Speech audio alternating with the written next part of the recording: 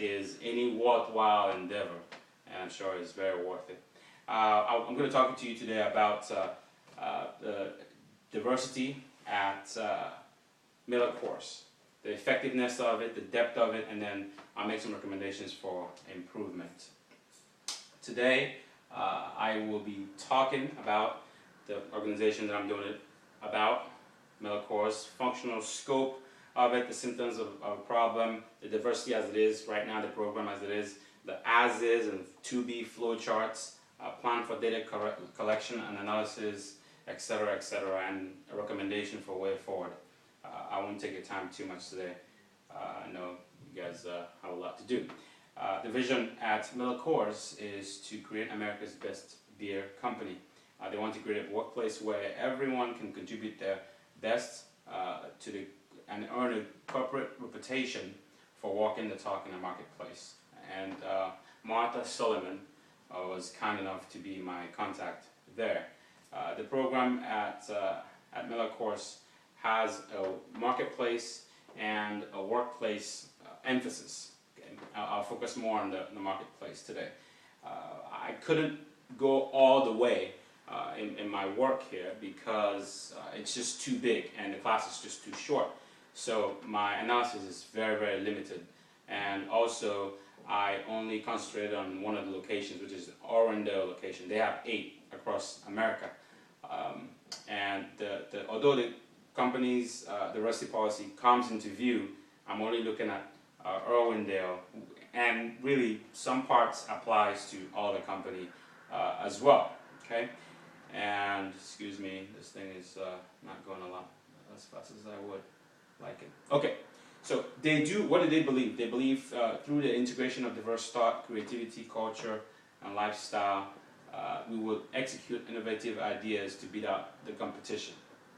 People make it happen is a famous quote that they have at Miller Coors. Symptoms of the problem. I was talking to a friend of mine, and she mentioned how the program at their work was really nice, and it is. It's very impressive, very enviable. But however, she used the term flavor of the month.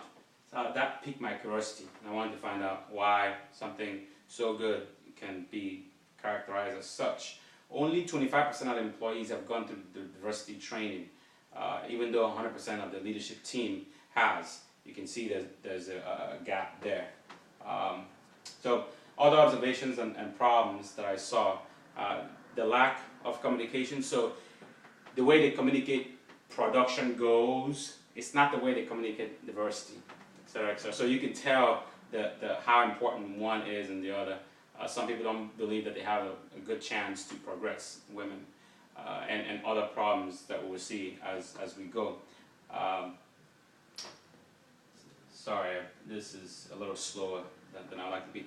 So I will be sharing with you, if you could see here, you would see an as-is flowchart and a to-be flowchart, and more on that later. So as is the way it is right now, to be what I think it should be or what would help for it going further, and I'll go into details about that. Data collection, I interviewed employees, administered questionnaires, looked in company data, manuals, and also by observation. I interviewed 5 very diverse employees: Chinese male, Mexican female, African American woman, Middle Eastern woman, and Ryan, a white American male. And more data collection tools at the website, etc., etc. There's a sample of the questionnaire here. If you want to, you can see that later on. Okay, applicable observation and information about diversity at Miller Coors. They seek to change the beer industry through leading with people. They seek to encourage and trust each other to learn and continuously improve. They have endeavor for supplier diversity. They also have a program for African Americans there that they have. They also have employee resource groups, they call them. And they do have brew, brew meaning let's see, building relationships, empowering women, they call it, and they have Ola. Ola means Coors Light, Hispanic Employee Network. Excuse me, sorry. No, that's Chen. Sorry, Coors Hispanic Employee Network. That's Chen. They have other ones, Ola, etc., etc., and we will talk more as they come up. They have a veterans group. They have a very diverse groupings. They have silent Miller Coors. This is for the deaf, the hard of hearing, non-deaf, etc., etc. Now, next time I'll look at the process and analysis of Miller Coors diversity. According to Evans and Lindsay, we typically think of the process in the context of production, but it can also include non-traditional major organizational systems, especially as the economy has shifted to a more knowledge-based economy, and so which makes diversity a system and a process, obviously. The remainder of this project will look at Miller Coors' goal of creating an innovative culture where people are valued and the collective diversity is leveraged for the company's gain, and how it is meeting its goals, as well as recommendations for improvement. Miller Coors diversity process description. Basically, how it works right now at Miller Coors, diversity directives come from the VP of Miller Coors, and it goes down to leadership, and leadership pass it down to these employee resource groups. Some of the ones I mentioned to you about Asian, Chan, etc., etc. And then those guys are the employees, and that's how it goes down there. In my as-is flowchart, I used curved lines. Usually you use straight lines. I use curved lines between the leadership and the workers and the employee groups to show it's kind of like a fickle relationship going on there. It's not really a direct thing.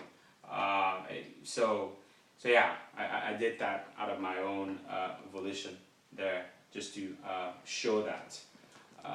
The strengths of the program there, as it is right now, employees have a positive view of diversity at Miller Coors, actually. It has the diverse marketplace, and they have a diversity summit. I mean, how many places do that? And where entirely they pay for people to come out and just celebrate diversity, etc., etc. Lots of good stuff there. Weaknesses: some employees feel left out of the process. Some people say Miller Coors is not very serious about diversity, given the way it's communicated. It's not as serious as the communication, the production goes. Some people don't feel like they have an opportunity to advance, etc., etc. So, cause and effect diagram. This is a diagram I used to help me look at the kind of the problems. And so I put the problems into 4 areas: intrapersonal, interpersonal, group, and organizational. And I give examples: feeling not valued for personal distinctives under intrapersonal, interpersonal, lack of knowledge about diversity, group, not enough activities, feelings of group preference. Out there, actually, they say there's a sort of preference towards younger workers, and so people with experience of leaving, etc., etc. And organizational levels, it's more of a lip service. Diversity values are not embedded in production goals. So, and the details of it, you could see later on. What's the way forward? Okay, I used also to be flowchart, and from my to be flowchart, you will see it's very fluid. There's a lot more on it. So there will be the diversity goals by the VP, and then you have a diversity and inclusion officer. That shows seriousness by the company that you actually go and hire somebody just to head up that committee. And then you have a site leadership team, and under the site leadership team you have a site diversity and inclusion council made up of just employees. And then you now go into all the resource groups, the Asian, the the veterans and the silent and the Chen, etc., etc. And then after that, we actually go deeper. There are some things I recommend here. ISMP profile. It has the interpersonal group, the things that I mentioned right now. And then from there, you have actionable ideas. And then if those actionable ideas match with company goals, they get implemented. If not, they go back to the inclusion officer and the inclusion group, and they'll work on it, and you go from there. So it looks really nice, I think, on the to-be flow chart, as you can see. And from there, actionable plans and implementations come forward. Diversity and inclusion is not about compliance and political correctness, which is kind of a little bit what it is in most places today, in most organizations. It's more about that. But it is a true commitment to behavioral change. There is not always harmony between an employee's behavior, attitudes, beliefs, and values of an organization. But an awareness of both the individual values and organization's values will help in finding answers or happy medium of respect between disagreeing coworkers, etc., etc. Castro agrees with me when he says leaders must adopt a systematic approach to applying diversity, such as valuing differences. This is where the ISMP thing that I talked about, it's inclusion skills measurement profile, is a tool used in identifying skill deficiencies in diversity and inclusion. The Diversity Council and officer can collaborate in implementing this ISMP and working on the objectives into employee job descriptions, etc., etc. Because when you put it into employee job descriptions and they know that they are actually tested for this stuff, they know that the company is serious about it. Okay? Some of the things that the ISMP tests for, on the interpersonal level, tests for diversity sensitivity. Interpersonal level, they test for interacting with difference, with people who are different from you. On the group level, team inclusion, managing conflict over differences, and on an organizational level, embedding inclusion in everything. And then I have some actionable ideas and implementation that can happen very, very soon.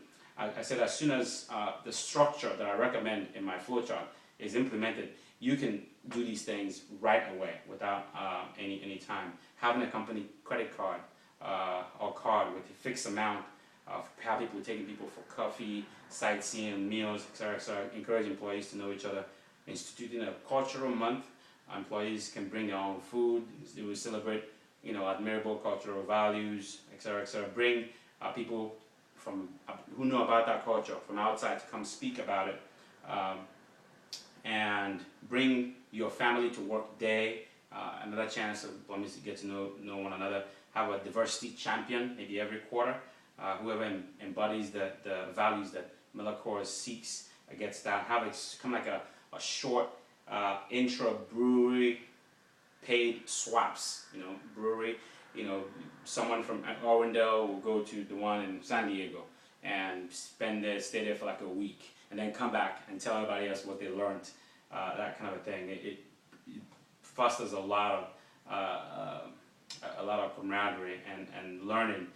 Institute a mentorship program for the younger people who are thought to be favored. Have them be mentored by the older generation. Baby boomers and Generation Y or millennials make up most of the generations represented in the marketplace, according to Catalyst 2012. Gen Ys like to be parented.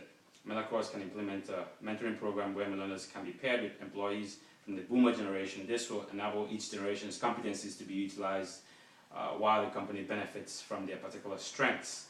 So these are things that can be done immediately for Miller Coors to have an effective and truly a deep and good program. Which, the thing about diversity today, it's not even about just having quota or a certain number of color or number of people. No, we're talking about values. It's a value system, and it really helps the bottom line. Not that you should do it for the bottom line. It's just a good thing to do all the way around.